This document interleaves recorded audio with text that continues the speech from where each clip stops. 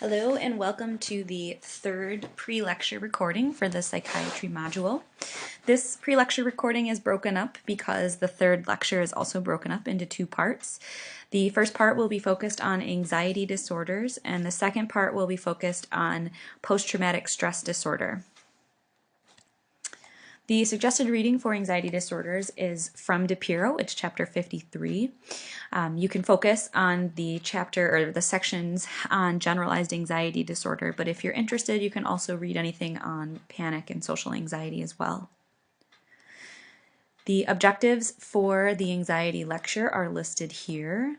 For the purposes of this recording, I'd like by the end of it for you to be able to identify the signs, symptoms, and basic pathophysiology of generalized anxiety disorder per the Diagnostic and Statistical Manual, 5th edition. Within the DSM, or the Diagnostic and Statistical Manual, there are a lot of disorders under the anxiety disorders chapter. We will be focusing on generalized anxiety disorder, or GAD, but you can see here that there are a bunch of different disorders that are also considered other types of anxiety disorders. There are also anxiety disorders, disorders that used to be identified as anxiety disorders that no longer are, and so I've just included here some of that distinction. The DSM-5, which was published in 2013, updated their anxiety disorders chapter, and they moved two of the diagnoses to their own individual chapters. So OCD, or obsessive compulsive disorder, used to be listed under the anxiety disorders chapter, and now it has its own chapter within the DSM-5. And then post-traumatic stress disorder also used to be under the anxiety disorders chapter, but it also now has moved into its own section, and we'll talk about that when we get into the PTSD section of the pre-lecture.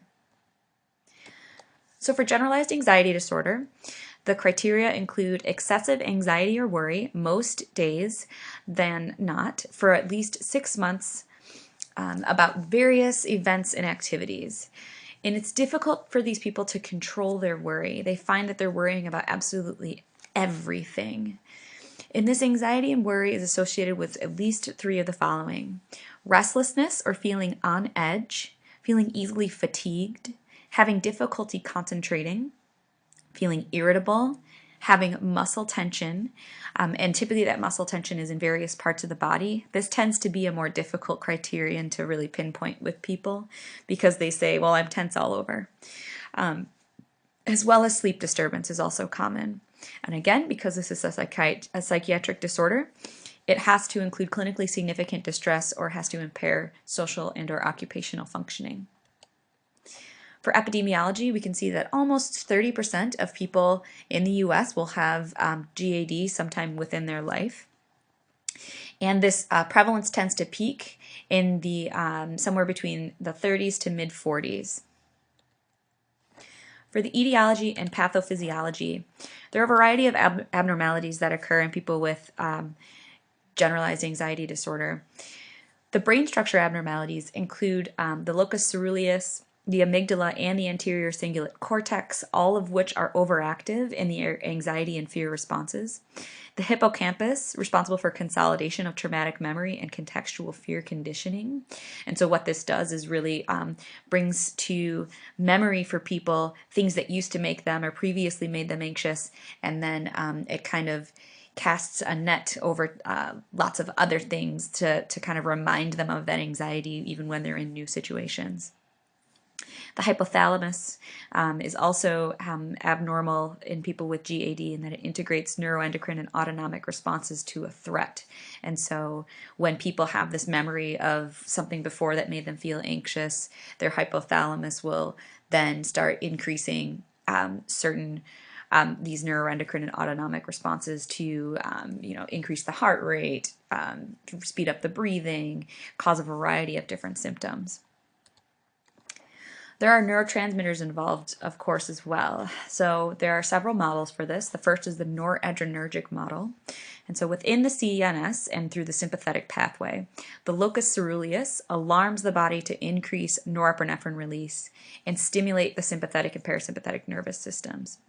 So when we see this sympathetic pathway and we have an increased norepinephrine availability and activity level. And depending on the target tissue, you end up seeing dilated pupils, increased heart rate, dilated bronchioles in the lungs, dilated blood vessels in the skeletal muscle, constricted blood vessels in GI organs.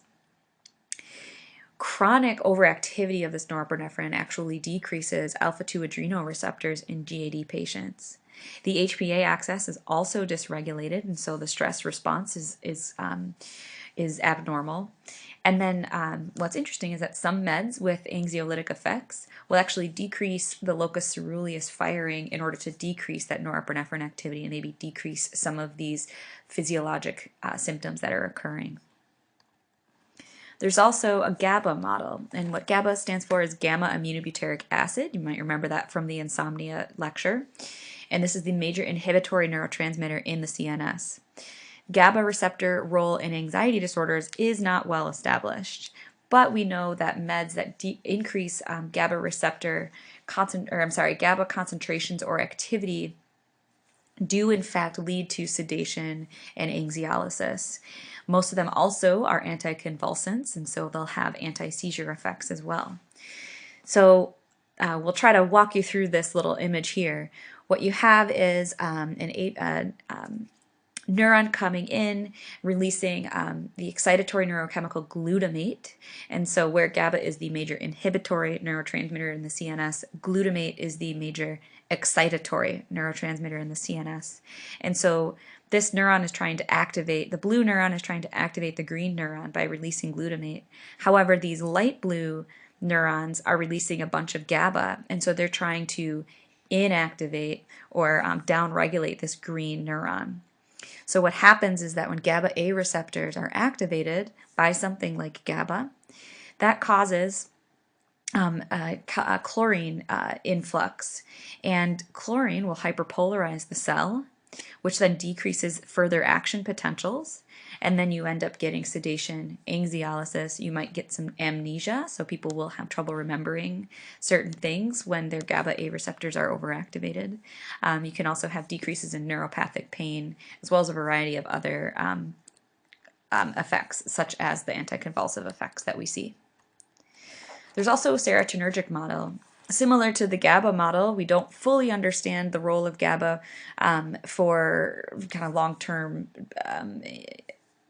treatment in anxiety. We don't fully understand the role of serotonin either.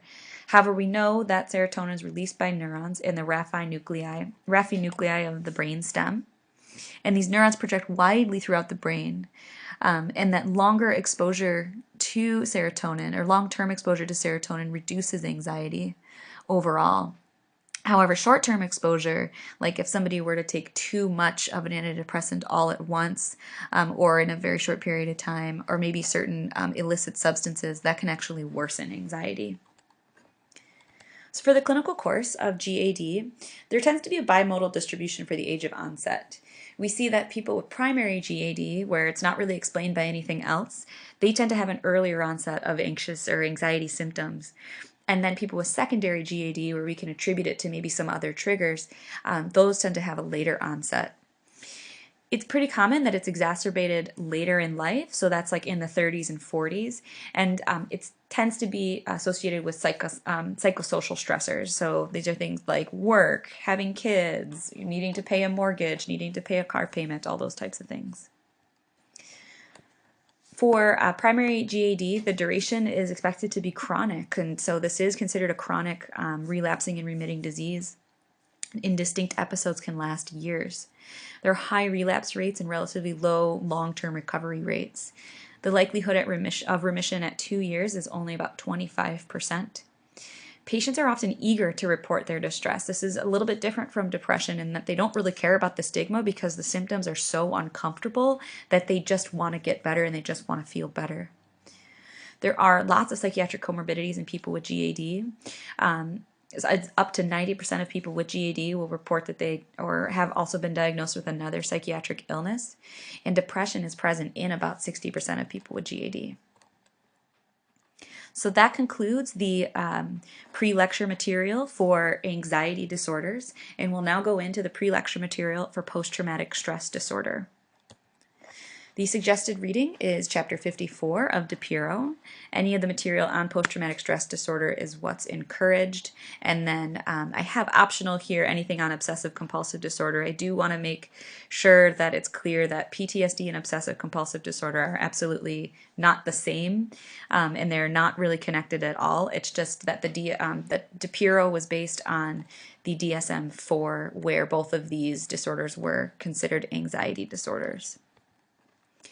So the learning objectives for the PTSD overall lecture are listed here, and we will focus on the first two for the purposes of this pre-lecture material. So by the end of it, I hope that you'll be able to recall PTSD diagnostic criteria and recognize symptoms, and then explain the role of sympathetic nervous system in PTSD. So just to give a little bit of background, PTSD is actually a relatively new diagnosis. In the Civil War era, it was called irritable heart or soldier's heart, and this is when what people kind of labeled others as when they had a quick and a high startle response, and when they had significant hypervigilance. And what hypervigilance is the need to always feel safe, and so people will do whatever they can to make sure they're safe. They're constantly checking over their shoulders. If they're sitting in a room, they're always looking at the door. They're always scanning areas and rooms and certain things just to make sure that they're always safe. It's also been associated with a heart arrhythmia, and so that hence the irritable heart or the soldier's heart. World War I, PTSD was termed shell shock. In World War II, it was called combat fatigue or combat exhaustion. In the Vietnam era, it was called the stress response system, and so this is where the concept of PTSD really began to emerge. However, it wasn't even in the DSM until the 1980s. Within the DSM-3 and the DSM-4, it was identified as an anxiety disorder, kind of like what I had said earlier within the anxiety disorders pre-lecture. However, in the DSM-5, they finally moved it under its own kind of category of disorders, trauma and stress-related disorders, and that's because it really is something different. There's more to it than just the anxiety that comes along. The epidemiology of PTSD is quite interesting. About 90% or more of people in their entire lifetime will be exposed to traumatic events. It is common to be exposed to traumatic events. What's uncommon is to develop post-traumatic stress disorder. The prevalence within the U.S. general population is hovering around 8 to 9%. This prevalence does increase significantly in people who are exposed to traumatic experiences much more often. So you can imagine that military veterans, of course, have much higher incidence or prevalence. It is upwards of about 25%, and this is believed to be an underreported number, and it's probably much more common. The prevalence of PTSD is also expected to be quite a bit higher in first responders, so police, firefighters, and emergency medical personnel, because they're also people that are frequently exposed to traumatic events. As far as the etiology goes, PTSD is defined as exposure to a traumatic event and then failure of the stress response system to appropriately react, adapt, and recover. There are quite a few risk factors that are kind of scattered along the different timeline of traumatic events. And so pre-trauma, so before the trauma ever happened, there are certain risk factors. It's like someone who had child emotional problems, maybe had a low socioeconomic status, somebody who had been exposed to trauma before, somebody who is in the marginalized demographic, or somebody with a female gender.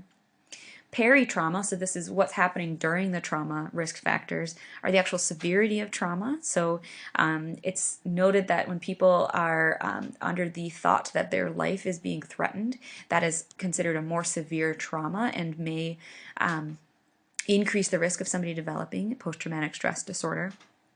People witnessing atrocities or killing others, and then having dissociation where they may have some sort of what's called like an out-of-body experience during the trauma. It's the way that their body and their mind have somehow decided to cope with the stress of that event, and that dissociation is then linked to developing post-traumatic stress disorder later on. And then post-trauma, so after the traumatic event, if people have inappropriate coping skills, if they develop acute stress disorder, so that's basically PTSD, but within the couple weeks or month following the actual trauma. Subsequent trauma exposure, and then poor social supports are also quite big risk factors. There are 5 core diagnostic criteria for PTSD, and we'll go through each of them individually. So the first one is criterion A, that's the traumatic event. So sometimes we'll call it the criterion A event. This is somebody being exposed to some sort of trauma in one or more of the following ways. So maybe they directly experienced it and it was happening to them. Maybe they witnessed it in person, a traumatic event happening to other people. You can kind of distinguish these two by, if we were to imagine 9/11, the people directly experiencing the event were the people who survived in the towers. They were directly experiencing it. The people witnessing it in person were the people on the ground, maybe far away, seeing it happen. And those ones would also qualify for having experienced a trauma. Repeated or extreme exposure to aversive details of the event, like the first responders, so maybe the firemen and the police who were constantly going in and out of the buildings trying to retrieve people. Learning the event happened to a close relative or friend suddenly. This one is a little bit controversial, but it's also important for us to note that experiencing an event through media or pictures doesn't count. So for the people that watched 9/11 for all of the media and news coverage for months afterwards, they if they were to develop symptoms of PTSD, we wouldn't really give them the diagnosis of PTSD based on that being their traumatic event. So types of traumatic events. Witnessing atrocities or killing an enemy. We can imagine that most of these we would assume are under the umbrella of the military. Experiencing terrorism, being a victim of sexual violence, being in a motor vehicle accident, undergoing surgery can actually be quite traumatic, especially if you wake up during the surgery, and experiencing a natural disaster. There are certainly other types of traumatic events, but this is just an example or several examples of them. Then have criteria B and C. Criterion B is the intrusive or re-experiencing symptoms. So that's one or more of being triggered or having triggered or untriggered intrusive memories. So these memories just come to the forefront of the mind. They may also be linked to feelings. People may have flashbacks. It's important to distinguish flashbacks are not memories. Flashbacks are really when people feel like they are in that moment. They're living that trauma again and again and again. And it's not just that they're remembering it, it's that they actually feel like they are there in the moment. Nightmares are also considered intrusive symptoms, and then physical reactions to trauma cues. So if certain things remind a person of the trauma, and then they have physical reactions to it. Criterion C is avoidance. So it's avoiding either distressing memories, thoughts, or feelings, or avoiding external reminders. So that's like avoiding certain people, places, or activities that remind them of the trauma. Criterion D, negative cognition and mood, is considered 2 or more of difficulty remembering the event, having negative beliefs about oneself, others, or the world, having distorted cognitions, like saying things like, I am to blame for what happened, having a negative emotional state. So that's basically depression, guilt, shame, negative affect, having reduced interest or participation in activities, feeling detached from others, so really having a difficult time emotionally connecting with other people, and inability to experience positive emotions. And then finally, criterion E is hyperarousal. So this is having an altered arousal or altered reactivity. So this looks like irritability and anger, recklessness, hypervigilance, having an exaggerated startle response, so that's like somebody coming up behind you and scaring you, difficulty concentrating, and sleep disturbance. There are also these additional criteria, so that's somebody experiencing these symptoms for over 1 month. This has to cause distress and impairment in social, occupational, or other areas of functioning, just like all other psychiatric illnesses. And the symptoms cannot be caused by a substance or another medical condition, also just like other psychiatric illnesses. So within PTSD, there's significant involvement of the central nervous system, and I want to talk about that just briefly. So let's review a little bit of the autonomic nervous system. It's broken up into sympathetic and parasympathetic nervous systems. When the sympathetic nervous system is activated, we have increased heart rate, we have constricted blood vessels, we have dilated bronchioles, and we have decreased GI motility. And then when the parasympathetic nervous system is activated, we have decreased heart rate. We don't have a change in blood vessels, we have constricted bronchioles, and then we have increased GI motility. So the sympathetic nervous system, most of us know it as fight, flight, or freeze. So there are these central manifestations of that sympathetic overdrive, and what that means is within PTSD, this sympathetic overdrive has these certain effects within the brain. So PTSD reduces, or rather, the sympathetic overdrive effect reduces the prefrontal cortex activity. And in PTSD, this causes reduced inhibitory control, which possibly explains the hyperarousal and disrupted sleep in PTSD. Within the amygdala, we have intensified fear conditioning process, and that leads to avoidance of thoughts, feelings, and physical triggers. And then the hippocampus has reduced volume, and this is thought to be associated with an altered retrieval of memories. So with the fight or flight in PTSD, we have this chronically activated sympathetic nervous system that's above normal. So we have higher levels of epinephrine and norepinephrine than we should have. And so we have increased arousal, selective attention, and hypervigilance. And this is termed sensitization of the startled response. So if we imagine that we all have a certain kind of gauge in our brains, and it's an adrenaline gauge. For those of us who don't have PTSD, we kind of hover down here in this green area where the adrenaline level is fine, our autonomic nervous system feels fine, our heart rate, all that stuff feels fine. If a tiger came into the room, we'd be all the way over here. We would be thinking, I need to run out of here, or we'd be a deer caught in headlights and frozen, or we'd maybe want to fight it, I'm not sure. But our adrenaline would be off the charts. In somebody with PTSD, their adrenaline always hovers in this maybe yellow and orange region. So you can see where it doesn't take that much to maybe get them into this red zone, this high danger zone. And when they're in this red and high danger zone, everything is unsafe and all they want to do is fight, flight, or freeze. So that just gives you kind of some background into the PTSD and what people with PTSD might be experiencing kind of on a daily basis. In general, that concludes our pre-lecture material for the anxiety and PTSD disorders lecture, and I'll look forward to continuing this lecture on January 19th.